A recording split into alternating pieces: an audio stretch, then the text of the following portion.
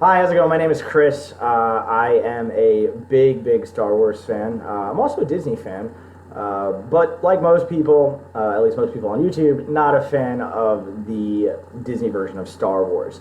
There's been a bit of a conspiracy theory going around that the reason why The Last Jedi and one would suspect the next films going forward have been so bad have been because Disney didn't want to pay a royalty on pre-existing characters that George Lucas had created in the prior canon. There's actually a YouTuber, one of my favorite, really, a channel named Thor Skywalker, who describes it very well. He basically says, like, for example, if there was a clearly Return of the Jedi Luke Skywalker action figure that was, in all black with a green lightsaber, then George Lucas would be entitled to, a fraction of it. He uses 10 cents of, the value of the toy, for example. I did a lot of digging. And so other than being a fan of Disney and Star Wars, I work in investment banking. And so I realized that Disney is a public company, right?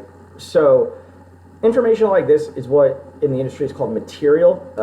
An investor would want to know about something like this. So this has to be reported. I've done a lot of digging, and there's no doubt this was very heavily buried, we'll say. But I believe I found some confirmation to the conspiracy. So I went through a lot of different things, and at first I was going to initially say that the conspiracy was debunked, because if you look on their Form 8K, which through the SEC, which is like, it's a three-letter agency of the government. So there's the FBI, the CIA, the ATF. The SEC regulates securities, so buying and selling stocks. If a company wants to go public, if there's a merger or acquisition, that's all under the jurisdiction of the SEC. And so I looked at the 8K. The 8K does refer to the merger agreement, and it also refers to the publication. So this basically just says, this transaction is pending, clearance from the Hart-Scott-Rodino Antitrust Act, which tries to prevent monopolies from forming. But Disney seems to be doing a good job of getting around that. So they direct us to that. So then I go over to a press release from Disney. Again, they don't give any indication. In fact, it seems like, and this is why I was originally going to debunk it, it seems like they did not have this. So it says, under the deal, Disney will acquire ownership of Lucasfilm, including its massively popular and evergreen Star Wars franchise and its operating business in live-action film production, consumer products, extremely important there, animation, visual effects, and audio post-production. So I was like, okay, this is debunked. Came across Quora, if that's how you say it, and there was a response to a similar question, basically saying, how much money will George Lucas make from the new Star Wars film? Dirk Hooper, which is his filmmaking media arts major and film and studio studies minor, 530 answers, 9.2 million answer views. He says, in October 2012, George Lucas sold Lucasfilm for $4.05 billion. When he sold Lucasfilm, he also sold his rights to directly make money off new Star Wars projects. However, he would be entitled to some royalties under the Writers Guild rules for creating original characters.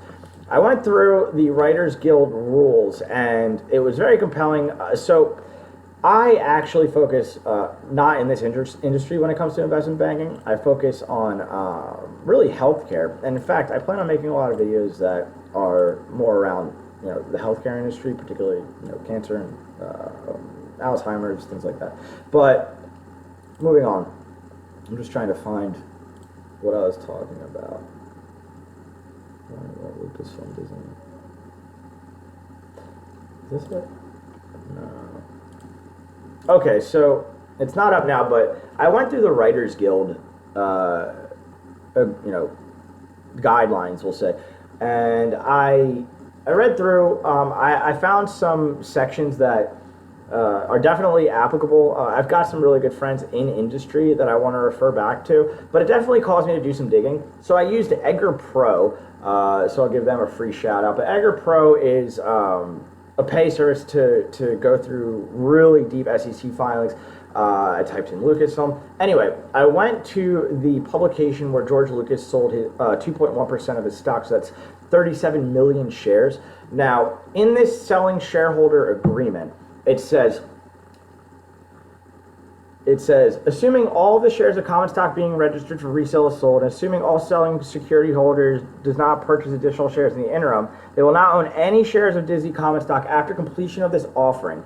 Since 1985, we have licensed certain rights from the selling security holder, that's George Lucas, and an entity controlled by the selling security holder, sounds like Lucasfilm, for use in connection with attractions and merchandise sold at our theme parks. In connection with our acquisition of Lucasfilm Limited, we may pay selling security holder a royalty in connection with the production of specified films. That is the confirmation. It says we may pay the selling security holder a royalty in connection with the production of specified films. So there will be a royalty going to George Lucas. The actual, for the specified films, it says we may, because the implication behind that is we will pay it according to the characters that were created in the original canon. So, by my account, the rumors are true that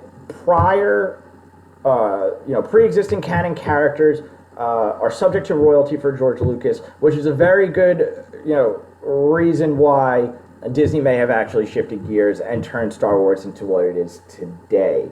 I think that, my opinion doesn't really matter on this, but I'm pretty blown away by it.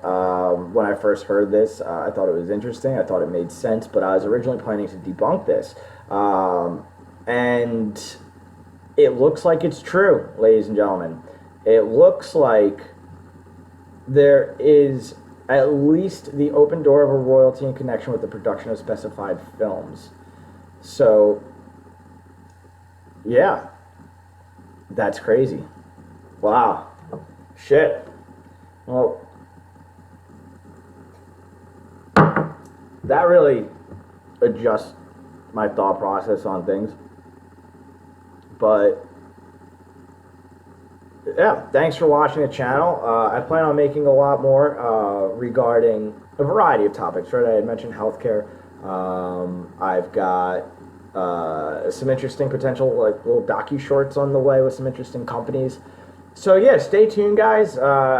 This was just the first of many episodes or many videos over a wide variety of topics.